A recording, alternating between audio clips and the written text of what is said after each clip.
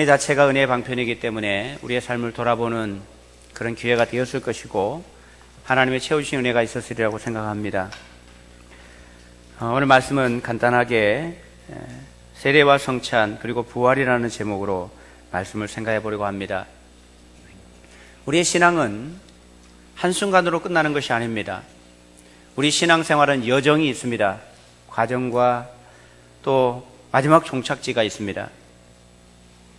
신앙생활 잘 하다가도 어느 날 마음이 무너지고 낙심되기도 하고 어려움을 겪게 되기도 합니다. 그것은 우리의 믿음이 약하기 때문이기도 하겠지만 또는 우리가 신앙의 여정 가운데 있다는 것을 기억해야 합니다. 우리가 늘 좋을 수만은 없는 것 같습니다.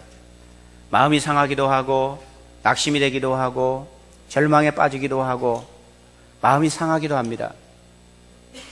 그러나 그 모든 여정 속에서 우리에게 중요한 것은 그런 일을 당할 때 우리가 어떤 자세로 하나님 앞에 나아갈 것인가, 그리고 우리가 지금 어디에 머물러 있는가, 그것을 찾아보고 우리의 길을 체크해서 걸어가는 것이 대단히 중요합니다. 우리의 신앙의 과정은 어디에 있을까요? 우리의 신앙의 과정은 크게 몇 가지로 나눌 수 있습니다. 가장 먼저는 예수님을 만나는 단계입니다. 처음 예수님을 만나고 내가 죄인이라는 사실을 발견하고 하나님께서, 우리 주님께서 나를 얼마나 사랑하시는가 하는 것을 깨닫게 되는 것이고, 그와 더불어서 나는 죽을 수밖에 없는 자이지만 예수 그리스도의 십자가 보혈 때문에 내가 구원에 이르렀다라고 하는 것을 알게 되고 그 구원의 은혜를 누리는 것입니다. 우리의 죄가 사해진 그 십자가, 그러나 우리의 신앙은 거기로 끝나는 것이 아닙니다. 나는 이제 구원받았으니까 됐다라고 하는 것이 아니라 그것은 신앙의 끝이 아니라 신앙의 출발점입니다. 그 길을 지나고 나면 우리는 홀로 서는 것이 아니라 공동체 속에 들어와서 함께 신앙생활을 하게 됩니다. 예수님을 나의 주님으로 받은 자들이 함께 모여서 이룬 공동체가 교회입니다. 그 공동체 속에 소속되어서 함께 걸어가는 것입니다. 예수를 믿고 난 이후에 공동체에 소속되지 않으면 그 신앙이 잘 유지되기가 힘듭니다. 그리고 세 번째는 그 공동체 속에 살아가면서 날마다 하나님을 경험하고 그 부활의 감격을 누리며 살아가는 것이 필요합니다. 신앙은 십자가에서 끝나는 것이 아니라 십자가를 넘어서 부활의 능력을 힘입고 마지막 주님 오시는 그날까지 그 부활의 능력을 경험하면서 마지막 때를 바라보며 살아가는 것이 신앙입니다. 우리가 신앙생활 때 처음 경험하는 것이 십자가죠. 예전에는 십자가의 의미를 몰랐을 때는 십자가를 봐도 그저 그러려니 하고 지나갔을 것입니다. 액세서리 가운데 하나 정도로, 아니면 과거에 로마 시대 때 형을 집행했던 형 틀의 모양의 하나로 그냥 그렇게 지나갔을지도 모릅니다. 그러나 어느 날 예수 그리스도의 사랑을 깨닫고 왜 십자가가 있는지 그것을 깨닫게 됐을 때 우리 마음속에 하나님의 사랑이 찾아옵니다. 죽을 수밖에 없는 우리를 구원하시기 위해서 예수 그리스도가 십자가에 못 박혀 돌아가시면서 우리를 구원해 주셨다는 그 사실을 깨닫게 되었을 때 그 십자가가 과거의 십자가가 아니라 새로운 십자가로 여러분에게 다가왔을 것입니다.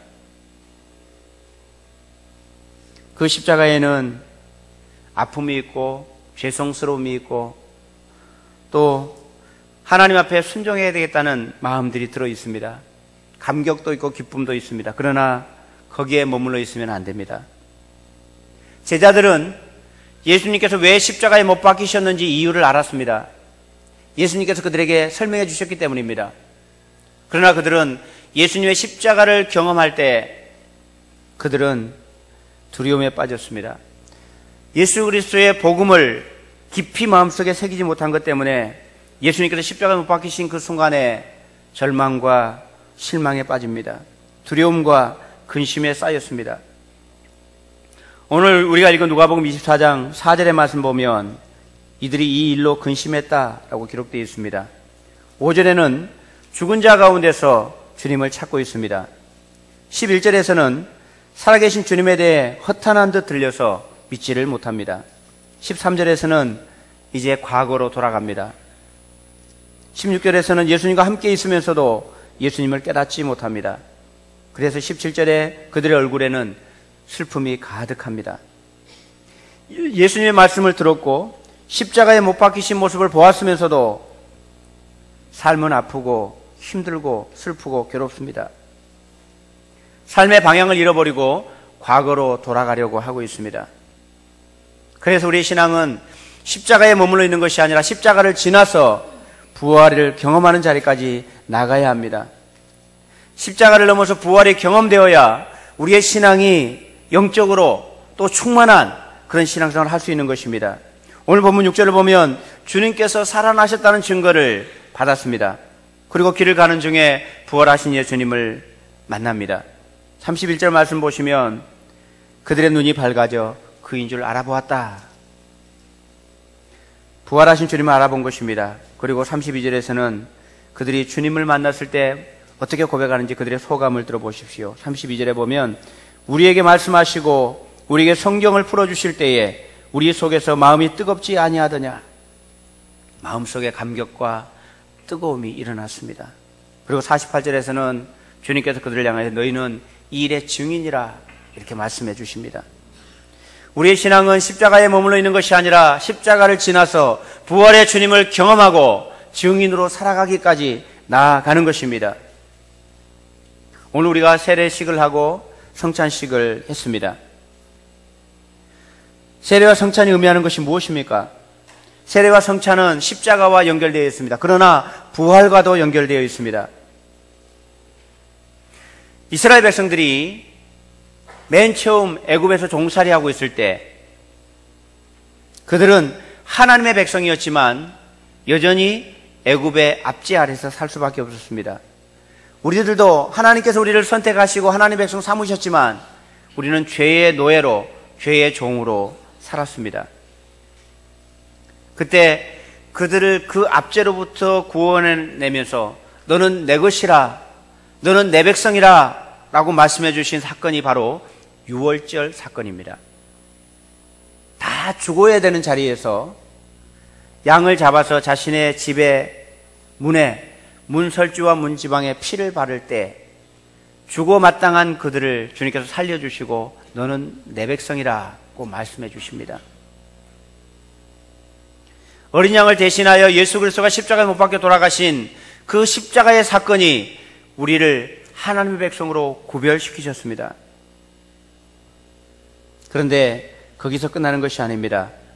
하나님의 백성들은 그 다음에 홍해를 건너갑니다.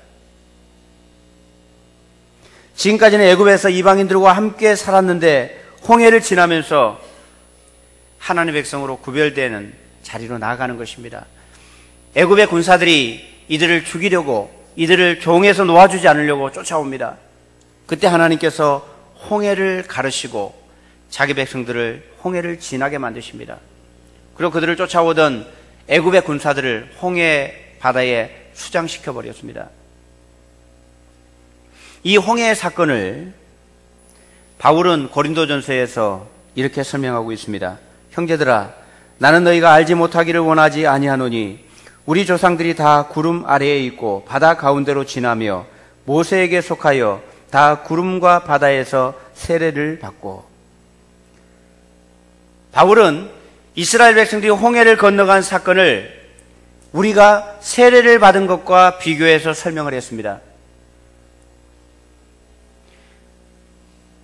홍해를 지났다는 것은 이제는 영원히 죄의 권세가, 애굽의 권세가 그들을 차지하지 못하도록 홍해를 건너서 독립적으로 자기 백성들의 공동체를 이루었다는 의미입니다.